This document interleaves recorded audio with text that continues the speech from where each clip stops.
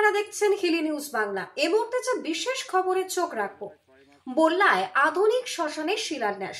বর্ষার হাট থেকে মুক্তি মিলবে হাজারো মানুষের। বালুরঘাট ব্লকের বল্লা পঞ্চায়েতের বদলপুর টাকশোল গ্রামে বহু বছরের দাবির পর অবশেষে আধুনিক শ্মশান নির্মাণের শিলান্যাস হলো। আদিবাসী অধ্যুষিত এই অঞ্চলে জেলা পরিষদের তহবিল থেকে প্রায় 6.84 লক্ষ টাকা ব্যয়ে শ্মশানটি তৈরি হবে। দীর্ঘদিন ধরে আশেপাশের গ্রামের হাজারো মানুষ একটি পুকুরের ধারে অত্যন্ত দুর্বিষহ পরিস্থিতিতে শবদাহ করতেন।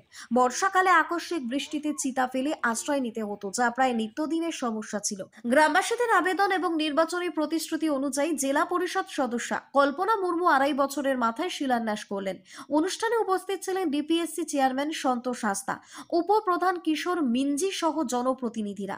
প্রবীণ বাসিন্দা রবি মিঞ্জি জানান, এই শ্মশান নির্মাণ অত্যন্ত জরুরি ছিল। কল্পনা মুর্মু বলেন, মুখ্যমন্ত্রী মমতা বন্দ্যোপাধ্যায়ের অনুপ্রেরণায় প্রকল্পটি অনুমোদিত হয়েছে এবং কাজ সম্পন্ন হলে সপ্তাহে আর কোনো প্রাকৃতিক বাধা থাকবে না।